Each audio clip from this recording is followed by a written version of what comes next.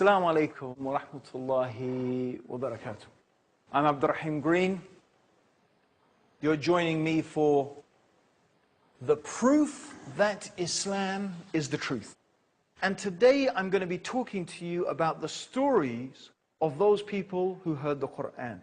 The age of Muhammad, may God's peace and blessings be upon him, was a time when the Arabs were at the peak of their linguistic abilities. Indeed, one of the finest poems ever composed in the Arabic language was done at the time of the Prophet Muhammad sallallahu alaihi wasallam by a man who was contemporaneous to the Prophet. His name was Labayd ibn Rabia.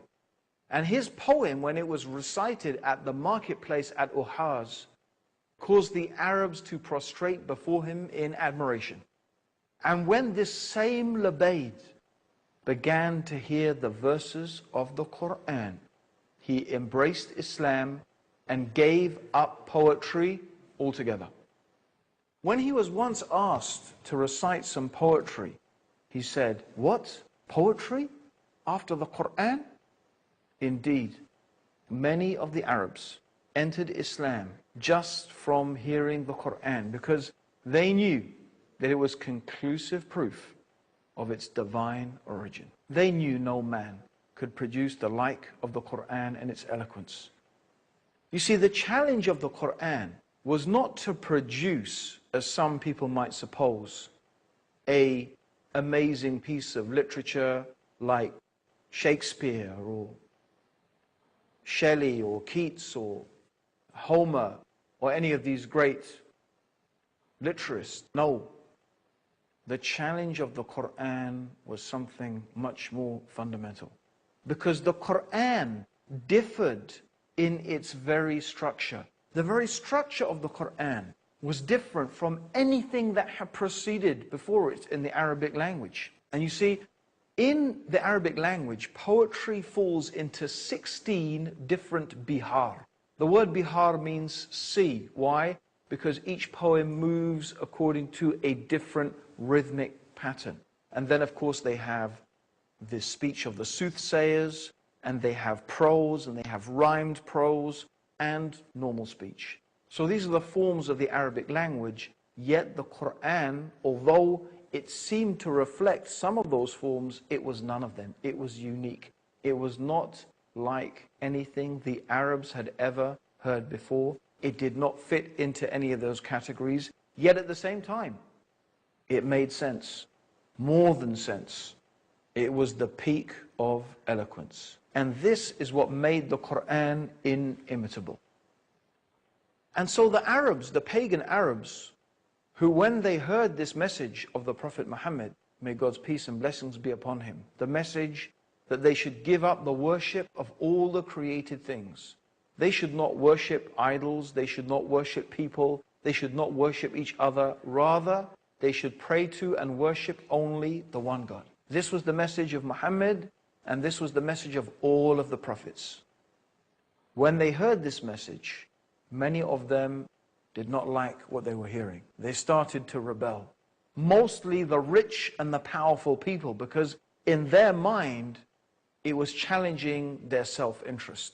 The Kaaba was the center of pilgrimage for all the people in Arabia. They used to come to the Kaaba, and the tribe that was in charge of the sacred precincts around the Masjid al-Haram, the sacred mosque, the Kaaba and its surroundings, was known as the Quraysh, and they were the most respected tribe in Arabia at the time. Indeed, the Prophet Muhammad sallallahu alaihi wasallam, may Allah's peace and blessings be upon him, himself was from the Quraysh. The Quraysh was a large tribe, and the Prophet sallallahu alaihi wasallam was from Bani Hashim, which was a sub-tribe of the Quraysh.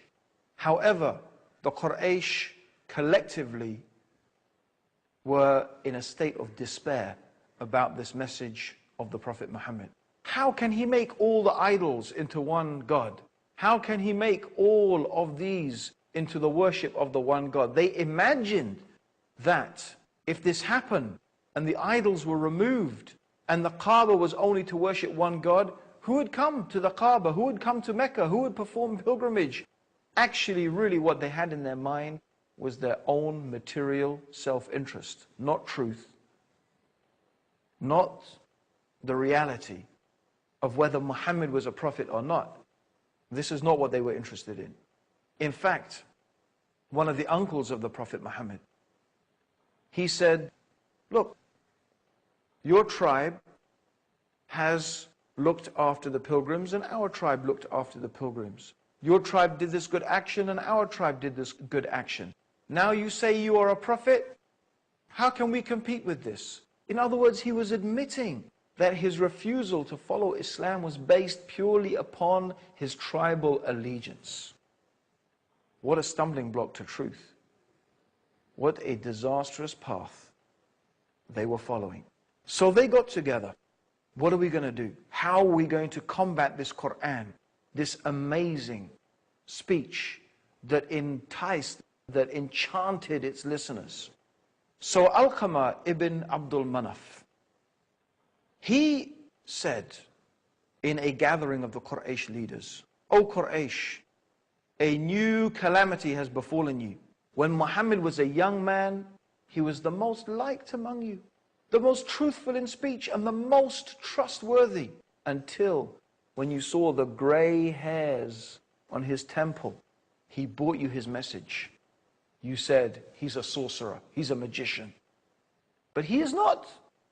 For we have seen such people and their spitting and their knots. You said he was a soothsayer. But we have seen those people and their behavior, and we have heard their rhymes. And you said he's a poet. But he's not a poet. For what we know every type of poetry. You said he was possessed. But he's not possessed.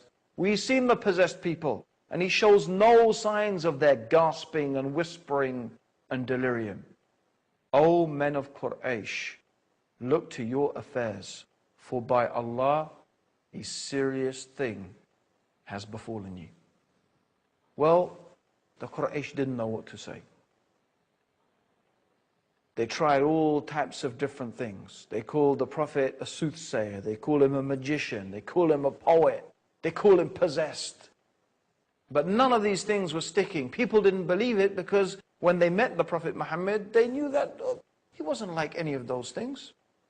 So what they decided was that they were going to tell the people the magic of his speech turned a man away from his father, wife, brother, family, and tribe. This is what they said. And of course, in a sense, that was true. In a sense, the message that there is nothing worthy of worship except the one God was something very revolutionary, very different. It was something that separated the people who worshipped the one God from the people who worshipped others than the one God. So this is their claim. This is what they decided to say. The magic of his speech turned a man away from his father, his brother, his wife, his family. And then Abu Lahab. Abu Lahab was one of the uncles of the Prophet Muhammad sallallahu alaihi wasallam. And Abu Lahab would wait on the roadways into Mecca in the Hajj season. Now the Hajj is the pilgrimage, the annual pilgrimage. And that Hajj has been going on for thousands of years. Even before the time of the Prophet Muhammad, the Arabs used to make Hajj to Mecca. But the Hajj had become corrupted with idol worship over the years. But the people still used to come from all over Arabia to the Hajj, and this was the source of the wealth of the Quraysh, that of course they were so frightened that the message of Islam was going to destroy. I mean, as a side point, look how many people are going to Mecca today. They didn't suffer because of it, did they? Anyway, he went, Abu Lahab, and he used to go and warn people. He used to say, watch out. Be careful of this man, Muhammad. You know, he's my nephew. I know. Don't listen to him. He's got this speech that if you listen to it, even if you listen to it, you'll be fallen under its spell. Now there was a man. His name was Tufail ibn Amr. Now Tufail was the chief of the Daws tribe. He was the chief of a whole tribe. And he himself was a very distinguished poet. So he was an important man in society, the chief of his tribe. He was a poet, and he was on his way to Hajj. And as he arrived in Mecca, he was accosted by one of these Meccans, telling him all these stories, warning him, said, Muhammad this, Muhammad that, watch out for this man. He's so dangerous, you have to watch out for him. So this is what they were saying. Now I'm going to tell you the rest of his story after the break. Don't go away. Come back, listen to us, listen to this amazing story of Tufail ibn Amr and how he became Muslim by listening to the Quran.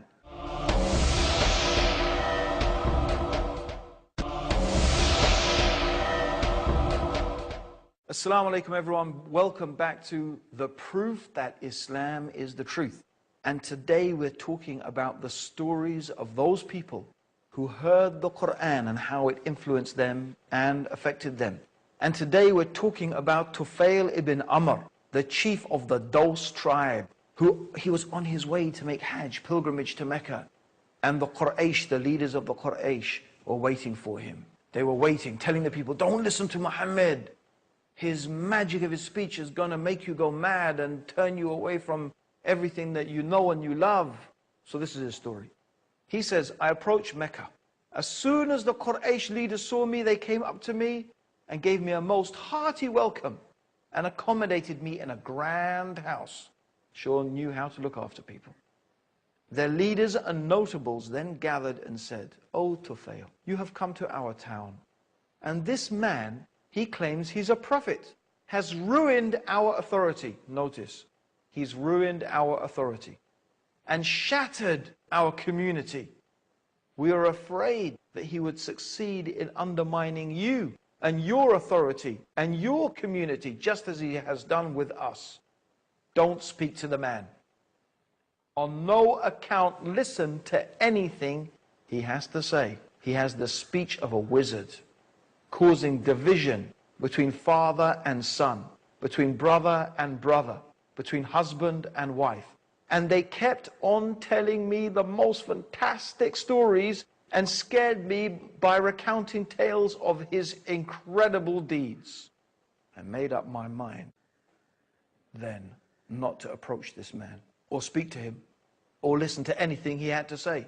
The following morning, I went to the place of worship, went to the Kaaba and made tawaf around the Kaaba as an act of worship to the idols that we made pilgrimage to and glorified. I put cotton in my ears out of fear that something of the speech of Muhammad might affect me. As soon as I entered the place of worship, I saw him standing near the Kaaba. He saw the Prophet Muhammad standing near the Kaaba. He was praying in a fashion which was different from our prayer. His whole manner of worship was different.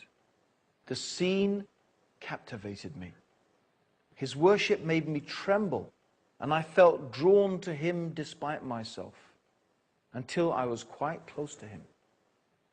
Notwithstanding the precaution I had taken, God willed that some of what he was saying reached my hearing, and I said to myself, what are you doing, Tufail? You are a perceptive poet. You can distinguish between the good and the bad in the poetry. What prevents you from listening to what this man is saying? If what comes from him is good, accept it. And if it's bad, reject it. I remained there until the Prophet left for his home. I followed him and he entered his home, and I entered also, and I said, O Muhammad, your people have said certain things about you to me. By God, they kept frightening me with these things and keeping away from your message until I blocked my ears to keep out your words. Despite this, God caused me to hear something of it, and I found it good.